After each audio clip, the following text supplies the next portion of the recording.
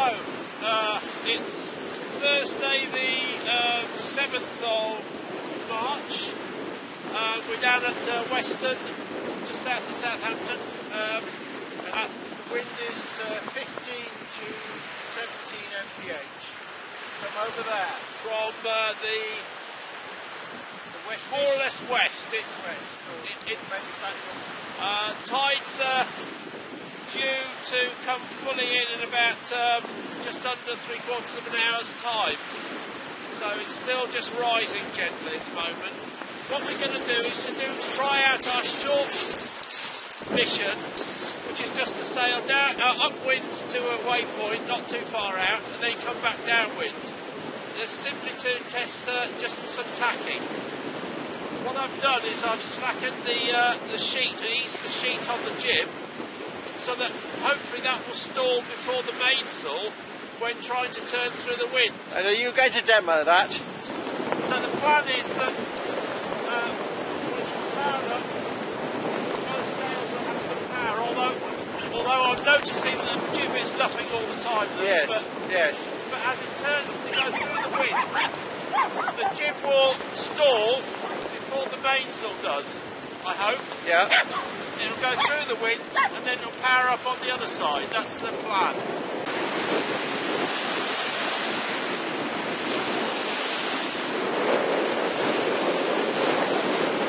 think the current's blowing out to sea, which is driving it back, which is trying hard to sail against it. Basically going along the shore, trying to sail on two tacks and not succeeding. So Dick is going to radio control it.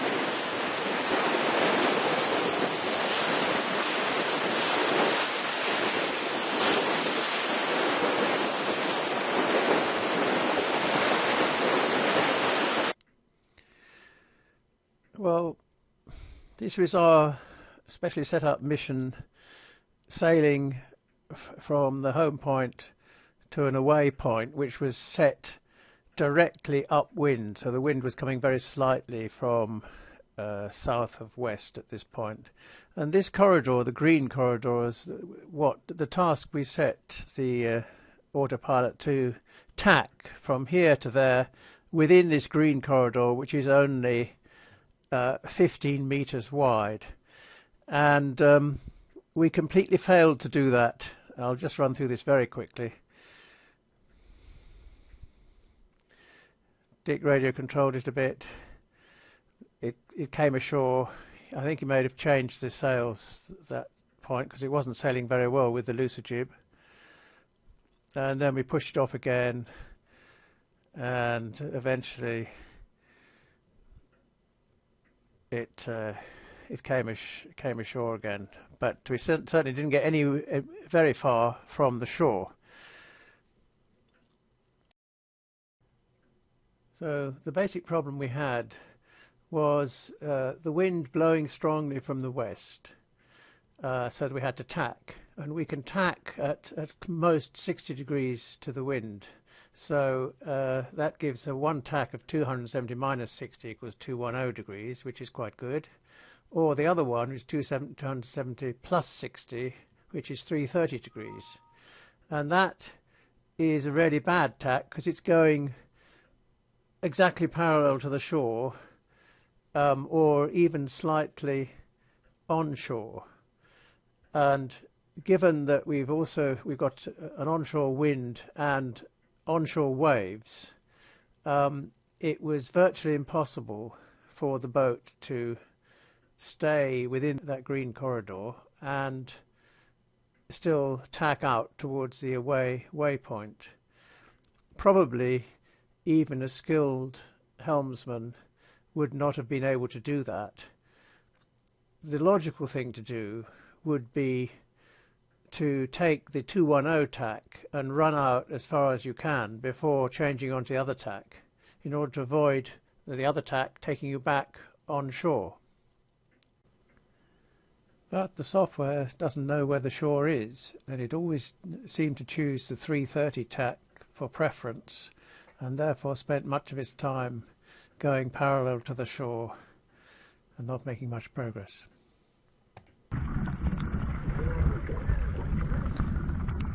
It was also clear that much of the time the jib was flapping about in the breeze when it was on the 330 tack. So Dick's adjustment of the jib sheet was not successful.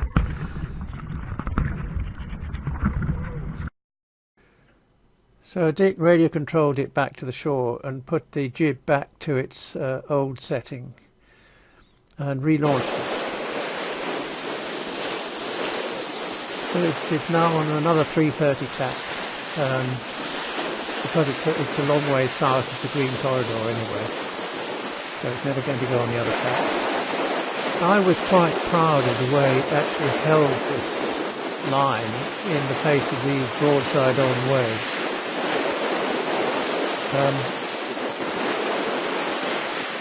Eventually it did run aground and Dick had to push it off again, but these are not exactly ideal conditions. If you look at the scale of the boat in relation to the size of the waves, I think it did quite well.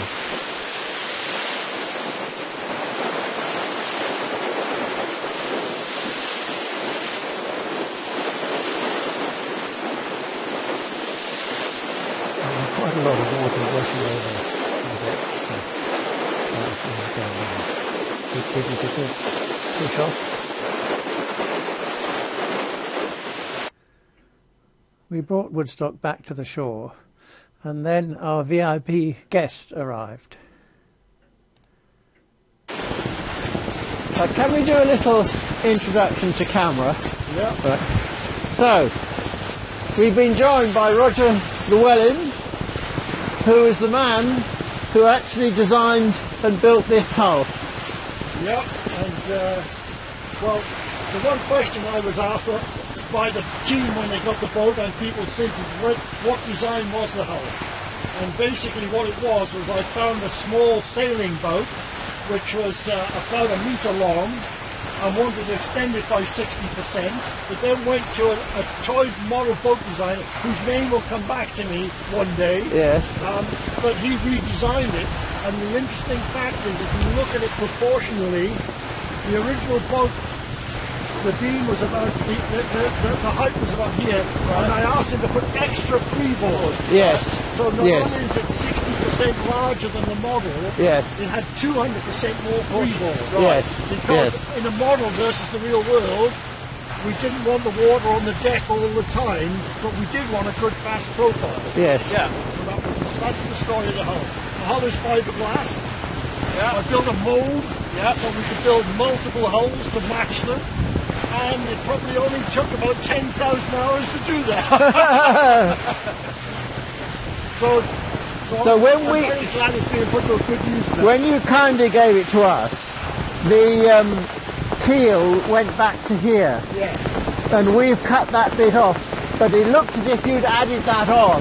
Why did you do that? Because I was making too much leeway. Right, okay. That was the original thing. Yeah. And I think that was the difference between lake sailing versus sea sailing. Yes. I was trying to keep the low profile because where I was launching it, it was very difficult to launch. Right. Oh, right. Yeah. The other thing that I had though was where the rudder was, I had a trim. I had two rudders. Yes. So one was coming down here. Yes. The other one was coming down here. Because the idea I thought that was for the wind vane. that was exactly right. Yes. Because what I had was the main rudder, which was driven by the navigation computer. Yes. And the trim was driven by a wind direction. Because when we're crossing the Atlantic, the theory was the wind doesn't change direction that often. You could set it every 6 hours. Yeah. Yes. Yeah. And therefore your course correction only needed to be once every 6 hours. Yes. Right. Because the wind vane would do all the minute corrections to sail the boat. That was the theory.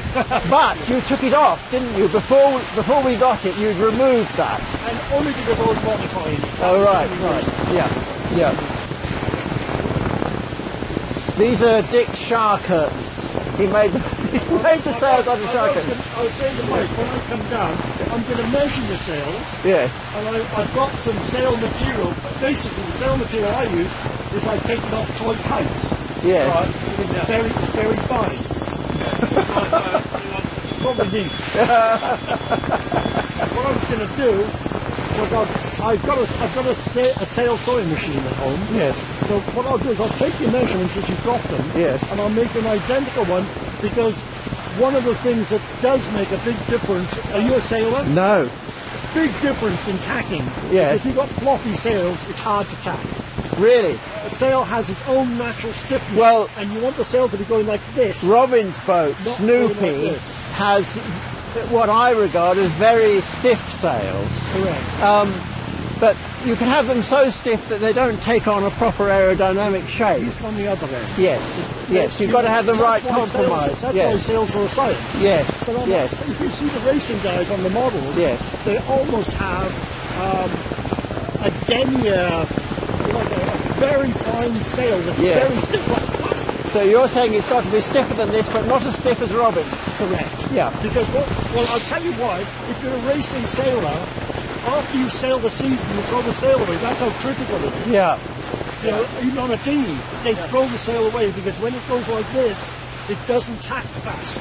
Right, okay. Sorry, I switched it off. I should have been pressing that one. It's our deck camera. Produces very good video. Is all that on, that elastic band? That's all that's holding it on, yes. That's a lot of money. I need that GoPro to go over. It's not my camera. Yeah. Oh, is that? Yeah.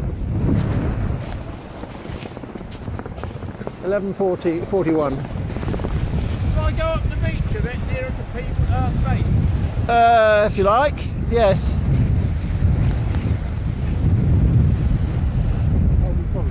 It's amazing how well Dick. I mean, it's the. say also, Yes.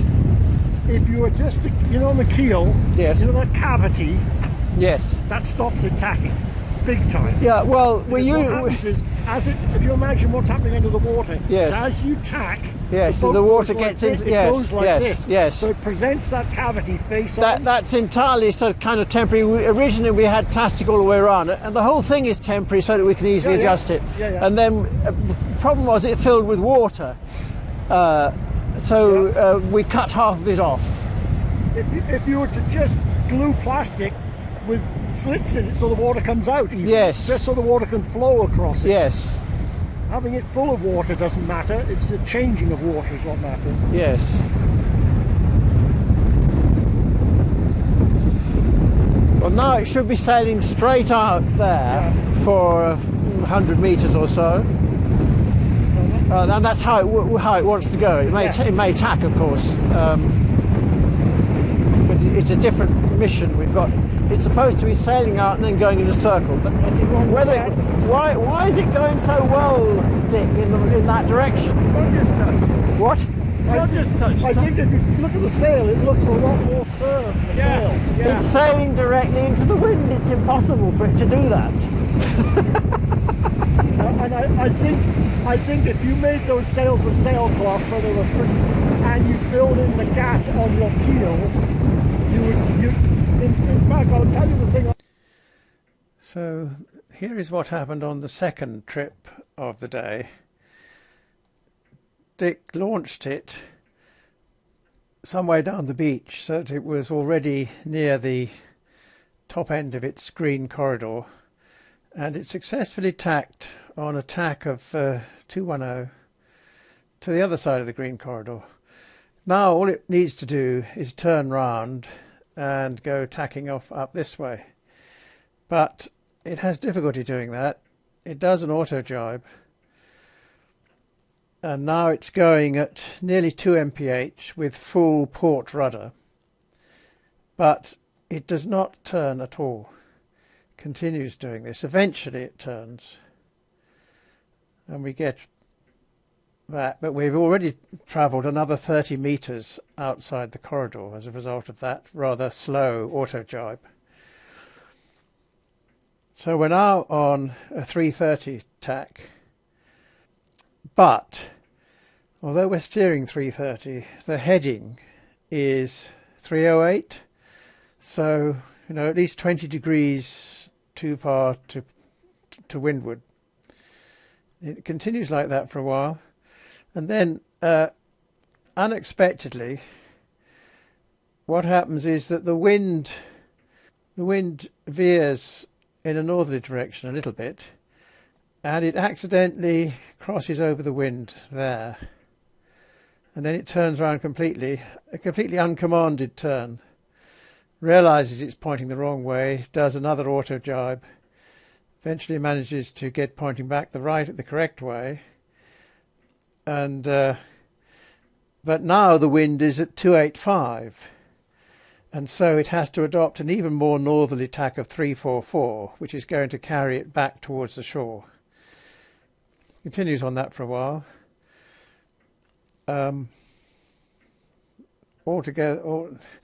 Gradually getting back towards the green corridor, and we hit the green corridor and we continue across it, which is fine. The wind has now gone back to westerly, so we've got a course of 330 again. But despite the course of now the wind has gone back to 285, but so we're steering 340, but our actual heading is 309.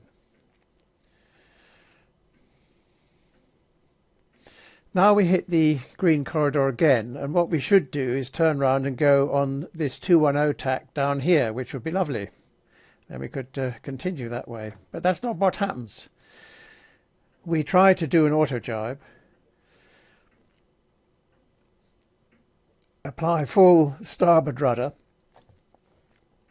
and the speed is 1.2 mph, but instead of turning it just continues almost in a northerly direction.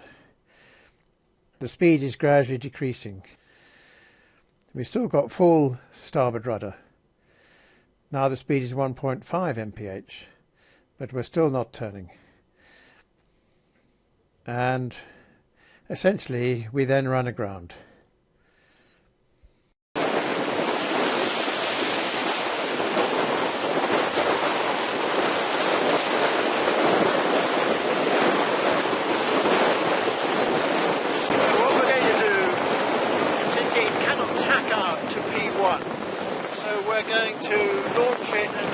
Radio control it, see if we can get it to P1 and then let it go. And it is noon.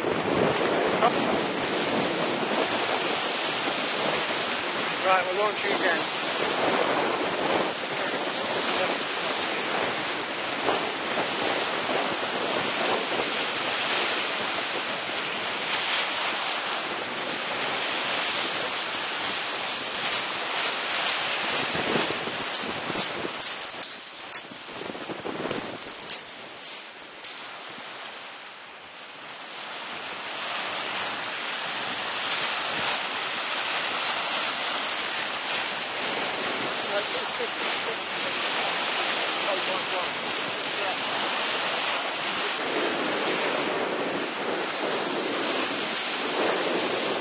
We're letting it run out a long way on that tack because it's the best one for getting out. I've never seen a boat this close to the shore here, to the harbour. What are you doing? Watching you.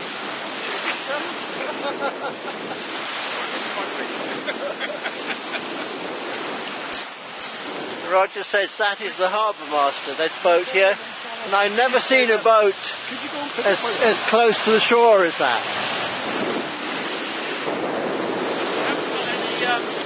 Clear or leave alone? No, we haven't got it. Well, you couldn't read it anyway, could you?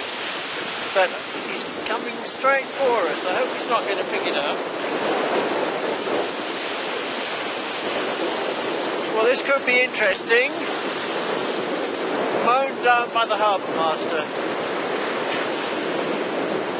He's making a beeline for it. No, he's not even quite so far out. Is he?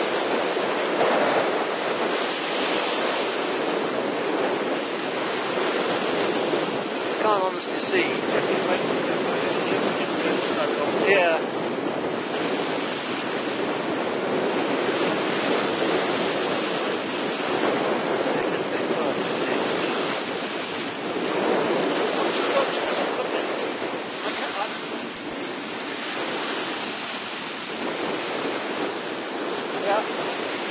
as I can. The harbour master is turning round. The harbour master is after our boat. He's going, he's after us!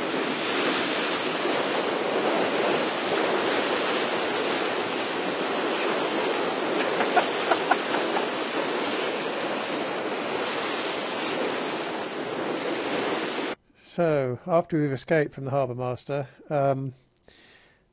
this third launch, Dick had it on radio control, and he left the rudder central, as shown by this PWM thing of 0 here, and it just ran out in a southerly direction for a very long way, which is what we wanted it to do. Eventually, when we got to here, Dick turned off the radio control and let the autopilot take over, with the hope that it would sail from here to P1, which it very nearly did, on its usual 330 to 340 tack, going at about 1 mph. And it just missed P1. If we had let it run a bit further south here before letting it go, we'd have been all right. But you might have thought that the autopilot could get to P1 from where we are now, but no. It faffed about a bit, and then it got onto this locked-in auto jibe, trying to turn fully to starboard, in other words, trying to jibe away from the wind, but could not do so. So after a while, Dick took radio control again, and he's got a port rudder at the moment, now a full port rudder, now a starboard rudder, now a straight rudder, slightly to port, now fully to starboard,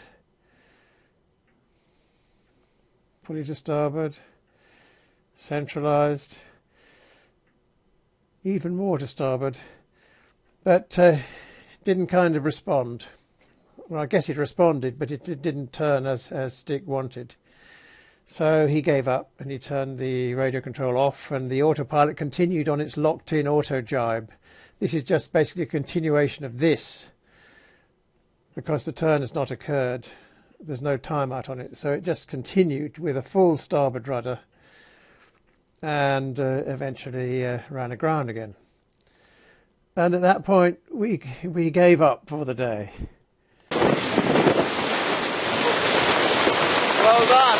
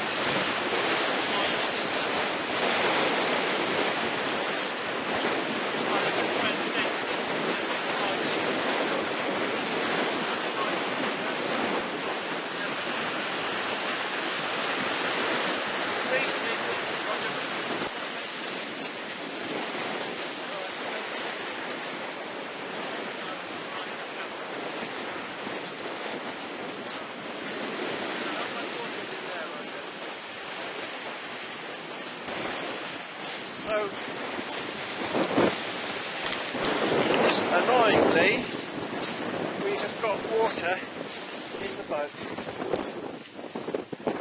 There's nothing in here. Nothing in the stern. There's a little bit there. Mainly, the most of it is in here, but I suppose that's what you would expect, because it's the sort of central point, the lowest point. A little bit in here. A little bit in here, and none in the bow. Hardly any in the bow. Well, there is a little bit, but hardly any. So what's the verdict? We got water in the hull. How? Where from? I don't know. It didn't come in.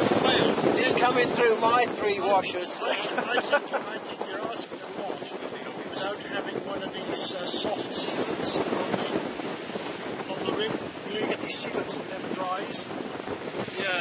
Yes, You've I don't like that. got an O-ring on the bottom of the deck. Yeah, but you're asking it. I mean, No, an O-ring this should boat seal. is But flexing this way, yeah, you know, possibly only microscopically, but continuously.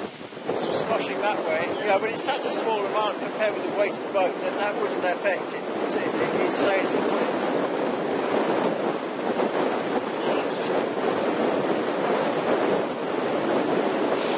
Well, that was our last trip on Weston, and we were delighted to have Roger with us so that he could give us the benefit of his sailing experience, and also so that he could see his boat or his hull working, sailing successfully in the sea. A number of issues have arisen from this trip. For a start, the waterproofing of the deck is becoming a first-class pain in the neck. We've tried all kinds of things and we're beginning to run out of other things that we can do, but we've got to get it watertight somehow. Secondly, although the mission was not really successful insofar as it did not cover the course that we had planned for it, I think this was mainly due to the fact of these very narrow green corridors which weren't really appropriate for the wind condition, and of course on a real mission in the sea corridors might be 50 miles wide and we wouldn't get into quite the same complications that we did at Weston. Thirdly, we've got to look at why it was running a long time trying to jibe but not succeeding in doing so. That's a bit of a serious problem.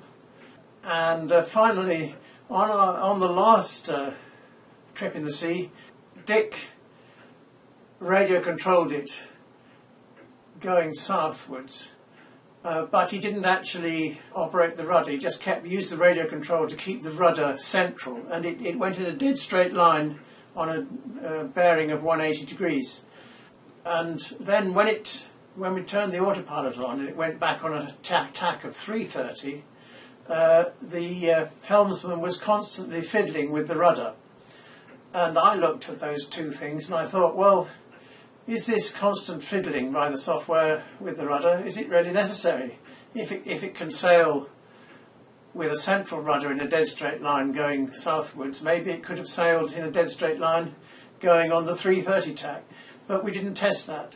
And it would be worth testing because changing the rudder angle is the thing that consumes the most power. I shall probably put up some more technical videos on this so that we can diagnose the various things that happen, but you might want to skip those even if I do put them on YouTube. Anyway, I'm sorry this video has been so long, and thanks very much for watching.